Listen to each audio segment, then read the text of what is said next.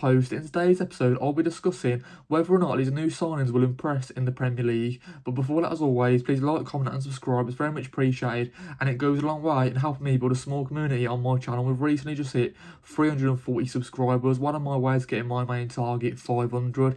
Can we go and smash it? Hopefully we can. I just want to say a massive thank you for the recent support on our most recent episodes, all the likes and the comments on social media. Definitely doesn't go unnoticed, and I just want to say a massive thank you for the overall support, really.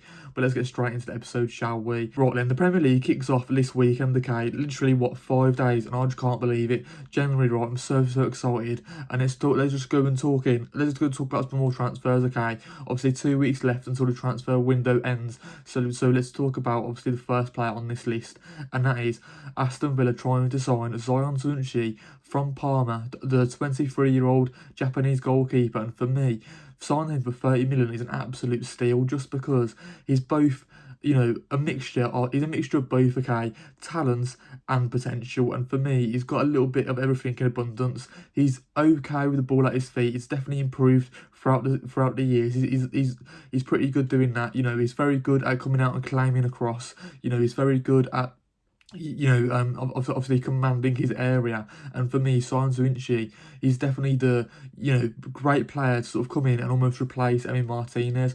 Obviously, it was looking like he was going to leave the club this summer, joining Juventus as well, but they couldn't agree on a transfer fee. They just couldn't agree on that sort of stuff. So it looks like now Emi Martinez will at least either, stay at the club for this another 6 months maybe, until they get he sorts out his finger problem, his finger injury, and maybe he might just compete for 6 months for number one place with Zion Suzuki. But it looks like Aston Villa are still going ahead with this deal.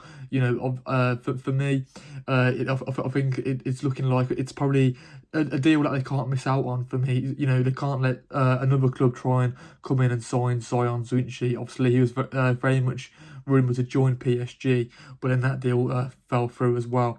So for me, I think it's sort of good to get him in the door, and then obviously it looks like he's going to be Aston Villa's number one this season. It could be a little bit tricky. Maybe Emi Martinez might not be. He might not be happy if he's on the bench. He might kick up a fuss. You never know, because he's definitely a fantastic, well experienced goalkeeper who's absolutely amazing. Who can still play for a top club, can't he? And he probably should be starting week in, week out, but maybe his time has come. I feel like when he does eventually leave Emi Martinez, his sort of legacy at Aston Villa might be a little bit tarnished, just because he's become a club legend because of what he's done on and off the pitch. The personality of the player, the personality of a goalkeeper is absolutely fantastic. He's won a few trophies now, hasn't he, for both club and country, hasn't he, Emi Martinez, since joining from Arsenal, all those years ago.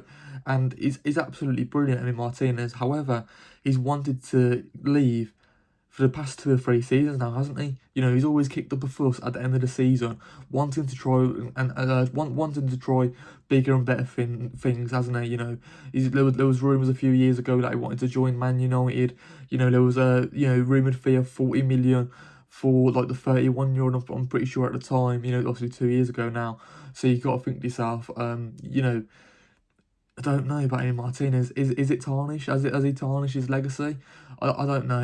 I think it is just football, isn't it? It is the almost the hierarchy of being a football player. It is their job at the end of the day. They're not invested in the club as much as the fans are they? So maybe it is just trying to get a bit better, maybe play at a higher level, maybe try new things. So it is a bit of a difficult one. But anyways, let's move over now to the second player on this list, and that is Man City being in advanced talk to sign Bouaddi from Lille. Obviously, the centre midfielder, 18-year-old Moroccan midfielder. They're advancing talks to sign him for 85 million, 100 million euros, okay, and that is a lot of money, isn't it, for an 18-year-old Moroccan midfielder? For me, don't get me wrong, he is fantastic. He does look excellent. He was doing some good stuff at the World Cup for Morocco, wasn't he? He was shining so much, probably one of their better players in the team for Morocco.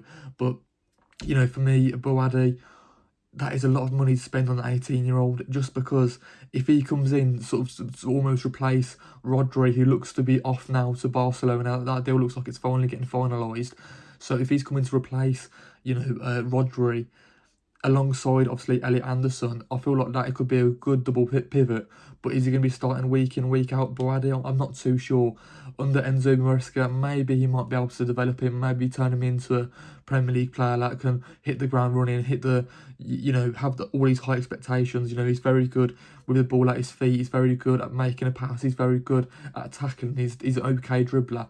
He's got all the qualities you want for a Premier League player. Probably does need to, bulk up a bit. But maybe I feel like he does probably need to bulk up a bit, get a little bit stronger, to sort of hold off those Premier League attackers and forward strikers, midfielders, battling it out in the midfield.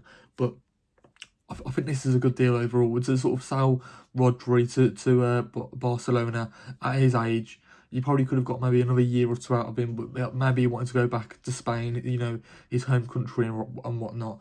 So from that point of view, to get a player in Bouaddi, I don't know how Man City will do it, obviously making a lot of revenue and whatnot, but with all these charges, how are they still able to spend all this money? I'm not too sure.